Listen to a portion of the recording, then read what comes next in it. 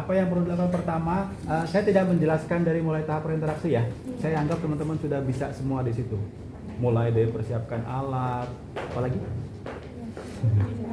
Persiapkan alat, cuci tangan, baca rekam medis dan lain sebagainya, tutup privacy. Nah, saya akan coba langsung jelaskan ke yang tahap kerjanya. Oke. Tahap berinteraksi yang paling penting apa? Setelah baca rekam medis? Cuci tangan. Cuci tangan mungkin dianggap penting tapi bukan yang paling utama. Pakai handphone. Menyiapkan diri. Menyiapkan diri sudah.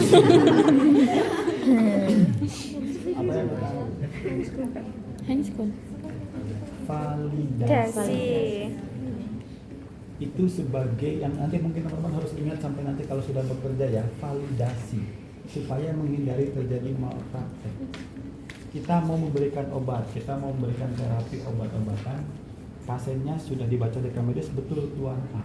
Tapi untuk memastikan pasien yang kita tuju di ruang tersebut Tuan A, caranya validasi. Karena bisa terjadi pasien yang duduk di yang tertiduran di kamar ini, ruangan apa ini misalkan ruangan 3A, itu adalah bukan Tuan A tadi. Bisa keluarganya, bisa tetangganya Tuan A dari yang sebelah, bisa juga istrinya dan lain sebagainya. Jadi validasi itu yang paling penting kita berinteraksi. Caranya validasi? Ditanyakan namanya. Kalau kita sudah pertemuan yang kesekian kalinya, dipanggil namanya, dicek apanya? Identitasnya. Identitas pasien ada di Tangan. di tangan, ada tatonya. Di gelang. Memang gelang biasa dipakai di tangan ya. Ada yang di kaki juga. Tapi kalau yang gelang identitas di tangan biasanya. Kalau di kaki agak lain. Di tangan. Gelangnya mungkin ada di beberapa pentam yang lain ya, berwarna biru untuk laki-laki, yang perempuan pink. Gelang itu sekali pakai dan kalau sudah ditempel begitu, diklik, di-clip gitu, dia nggak bisa dilepas. Walaupun kelihatannya kok gampang aja dibuka gitu. Karena kalau dilepas dia pasti rusak, dicopot itu dia rusak. Kalau rusak artinya berarti kan gelang itu tidak bisa dipindah tangankan gitu loh. Saya nggak tahu, pindahin dulu ke yang nunggu gitu, nggak bisa. Kalau mau dilepas harus digunting atau dirusak. Kalau rusak berarti artinya sudah tidak valid.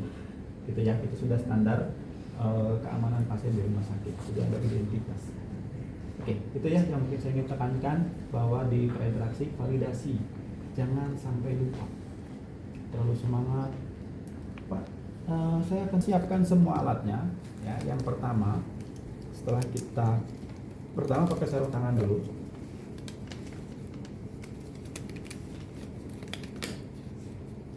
Sarung tangannya cukup yang sarung tangan bersih ya, karena tadi ada bagian yang steril yang perlu kita jaga, hanya sedikit di tempat penusukan dan di selang infus.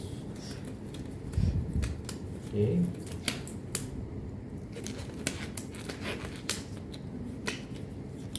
Kemudian infusetnya kita buka. Ya, sudah seperti ini. Kemudian untuk sambil menunggu ya, supaya kita bisa melihat dengan jelas nantinya, kita sudah menentukan lengannya di lengan kiri misalkan atau di bagian kanan. Kita bisa pasang alat bantu dulu supaya terbentuknya itu lebih lama, jadi nanti bisa terlihat muncul gitu ya di ininya. Jadi kita bisa pasang tourniquet dulu sambil kita menyiapkan alat yang lain. Oke, pasang tourniquetnya ada di mana Pak? Letak penusukan biasanya di sini ya, di metakarpal atau di radialis, atau kalau sudah tidak ketemu di sini bisa naik ke atas. Tapi biasanya kalau di atas di sini, tentukan jangan yang dilekukan. Kalau di misalkan yang terlihat di sini, ini yang ada ya, kalau ambil darah di sini misalkan. Nah kalau ini kan biasanya kalau ini akan lebih tipis. Nah terlihat di sini, jangan maksa kalau di sini. Kenapa kira-kira? Kasihan pasien, jangan membuat sengsara. Sudah sakit harus sama sengsara. Sengsaranya gimana Pak? Ya kalau dipasang di sini, pasien itu artinya nggak boleh kayak gini selama 24 jam dan berhari-hari. Nanti pulang dari rumah sakit tangannya gini aja.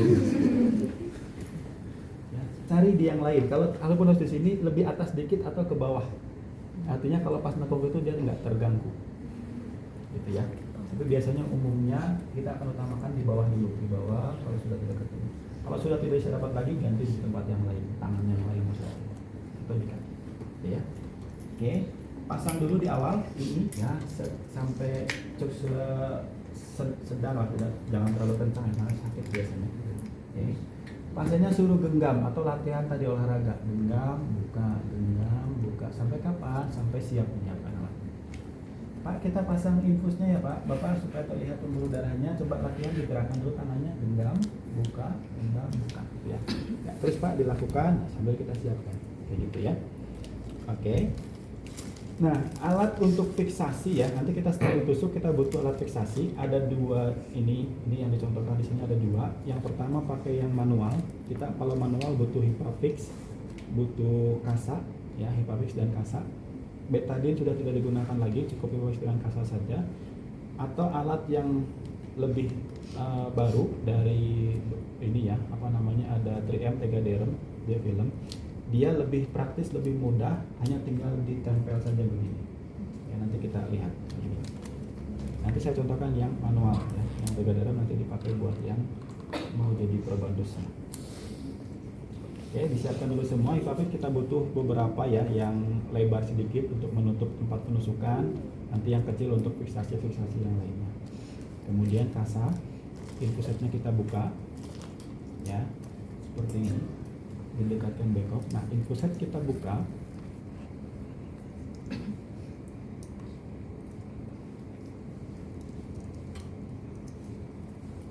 Oke.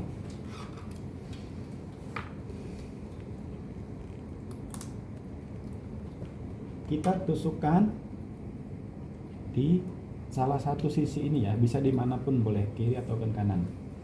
Oke. Kemudian jangan lupa ini ditutup dulu ya, sebelum digantungkan tutup dulu, nanti biar nggak kemana-mana. Ini ada roda ya, kalau nutup itu ke bawah, buka ke atas. Jadi kalau mau nutup diputar begini ya, sampai ke bawah, jadi tidak akan terjepit di situ ya. Oke, kemudian dibalik, baru digantungkan.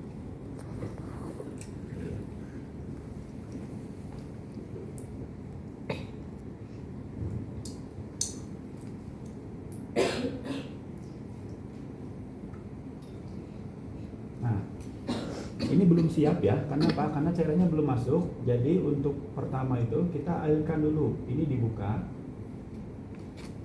kemudian kita alirkan. Ini buka saja secara pol. Nah, ya seperti ini sampai tidak ada gelombang udara yang terlihat. Ya. Kalau masih ada sedikit nggak apa-apa, biarkan saja. Kemudian kita tutup lagi. Oke, tutup seperti ini. Sudah berhenti ya. Jangan lupa ini ditutup kembali yang sterilnya. Oke. Kalau masih ada gelembung-gelembung udara, itu kita hilangkan. Kenapa sih Pak tidak boleh ada gelembung udara? Ini kita pijit ya, supaya ada tampungan cairan di sini yang terlihat. Kenapa tidak boleh ada gelembung udara? Supaya tidak terjadi masuknya udara ke dalam pembuluh darah. Karena biasanya itu akan berbahaya. Ya. Kalau masih ada gimana Pak? Kalau sedikit kita bisa dengan melakukan teknik apa namanya? Sentil. Apa? Digini-gini apa namanya? Tuh, dia akan naik sendiri kan? Nih, pembuluh darah yang kecilnya akan naik, gelembung udara akan naik sendiri nanti sampai ke atas. Oke. Kalau di sini masih ada juga sama, kita sentil-sentil aja begini. Nah, ini hukum fisika, nanti dia akan naik mencari ruang yang kosong ini. Kira-kira begitu? Oke, ini sudah ya, disimpan dulu. Kemudian berikutnya kita ambil abo catnya. Nah, kotor kan?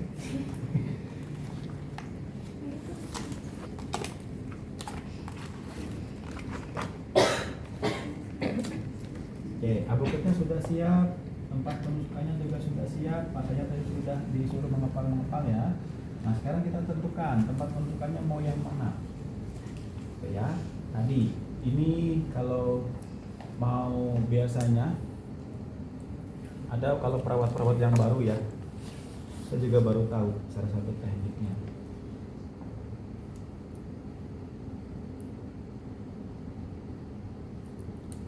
Boleh Pak? Ya ini kreativitas ya, silahkan saja. Tapi ya sebenarnya kalaupun pakai sarung tangan bisa juga kita lebih sensitif ini ya.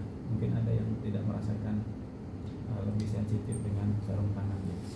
Dibantu mungkin. Nah, ini saya mau mencontohkan di beberapa tempat ada yang gini. Nah, saya baru tahu kenapa dibuat begitu, supaya bisa merasakan pembuluh darah Pak. Padahal sebenarnya kalau di ini juga kan bisa. Ya. Apakah boleh? Boleh. Yang penting nanti sterilitasnya tetap terjaga. Nah, di mana menjaga sterilitasnya di saat seperti ini? Oke. Kalau masih mau meraba-raba, boleh dengan cara begini, ya, diraba. Nah, kalau di Phantom ini sangat mudah sekali, gampang karena biasanya, nah ini pembuluh darahnya sebesar selang ini, ya. Gampang banget.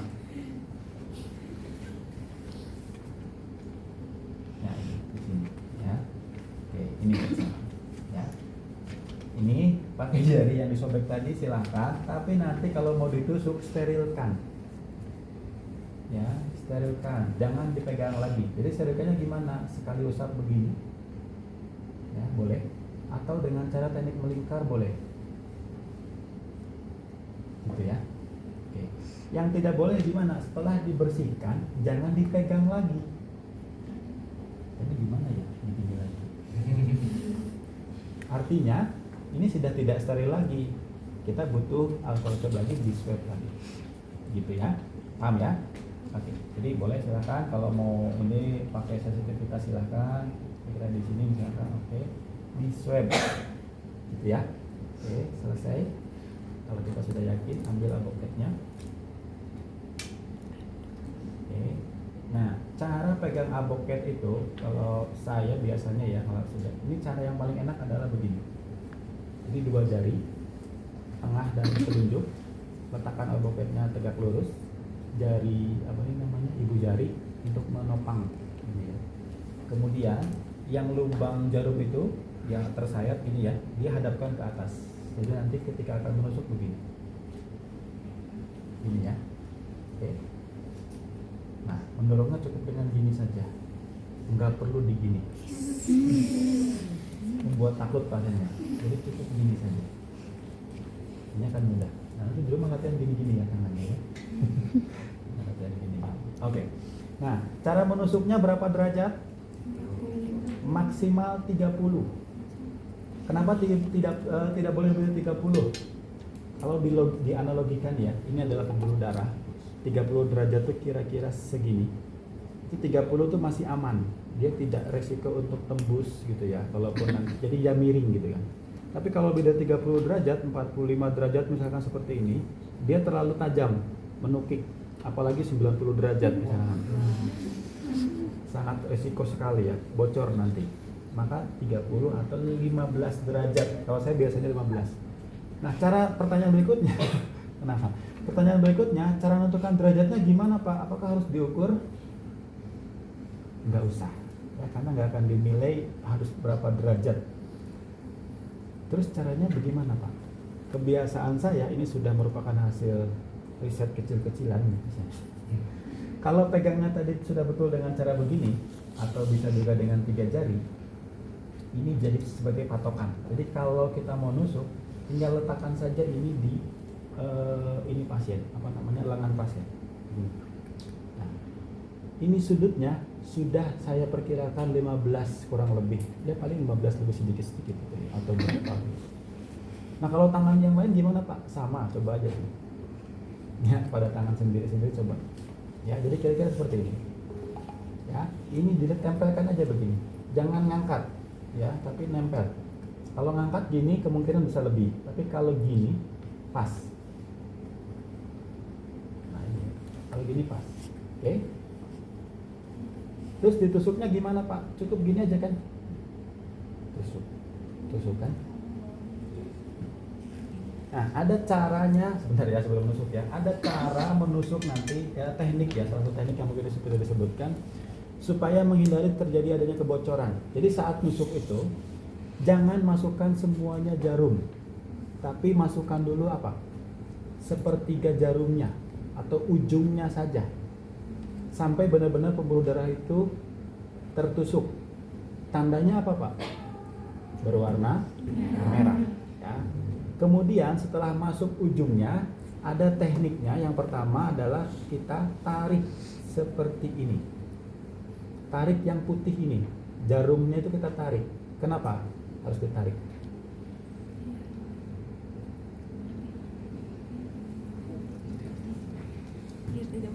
Ujungnya kalau kita tidak tarik kan masih tajam dia. Kalau kita bayangkan dia masuk di sini, kalau ujung ini tajam, ketika kita agak lebih tenaga sedikit, dia bisa merobek yang lainnya. Tapi kalau kita tarik, ujung yang di sini menjadi tumpul. Ini ya, tuh kan? Jadi dia tumpul. Jadi kalaupun kita lebih tenaga mendorong, mau kita cari itu, dia nggak resiko tertusuk, gitu ya, kayak gini kan? Paham? Oke. Nah jadi itu ada teknik, salah satu teknik yang digunakan supaya tidak gampang bocor pembuluh darahnya ya. Jadi ini letakkan, kemudian kita tusuk ya, oke. Ya, sepertiga dulu, kemudian kita tarik seperti ini, baru kita dorong.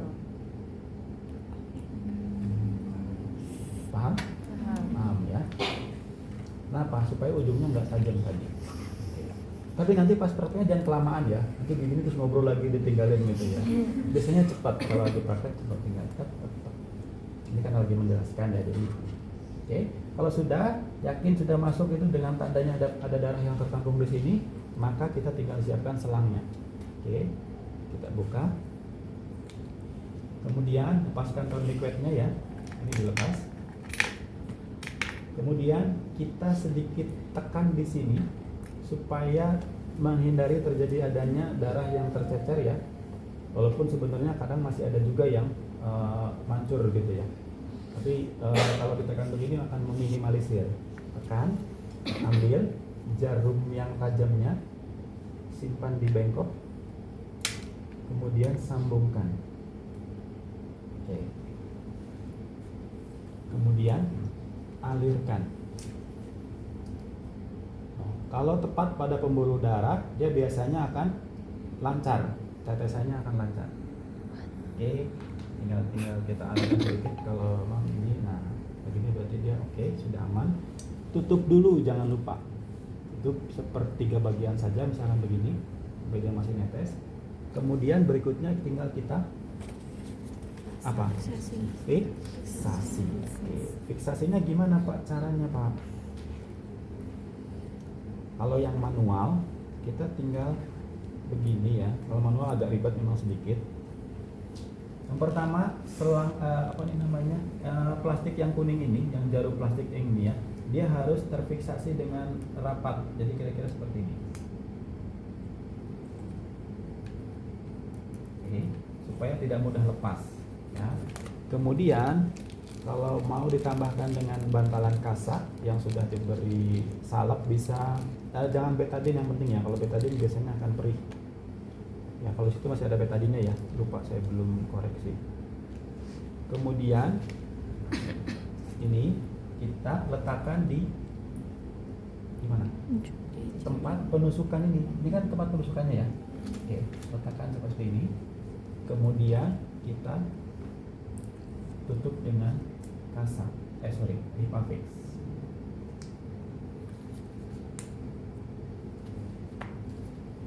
Begini.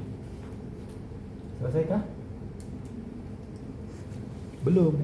Ada satu lagi teknik fiksasi supaya menghindari tidak terjadinya lepas. Kalau hanya seperti ini sudah aman sebenarnya, tidak apa-apa. Tapi kalau misalkan tangannya lupa ya, gerakannya tidak terkontrol, dia tertarik. Kalau dia tertarik begini kan otomatis langsung ke sini tekanannya. Jadi dia bisa lepas, tercabut. Nah, maka kita butuh salah satu cara untuk membuat fiksasi di tempat lain. Jadi caranya ini diluruskan, ini ditekuk sini. Kemudian ditempel di sini. Nah, sekarang bedanya gini. Kalaupun nanti ini tertarik, yang tertahan di sini, bukan langsung ini. Paham ya? Oke, jadi kira-kira ini. Bukan variasi ya, bikin sirkuit gitu ya. Bukan, tapi ada fungsinya. Fungsinya untuk apa ini? Kalaupun dia nanti ada gerakan-gerakan tertarik kan akan di sini tertahan.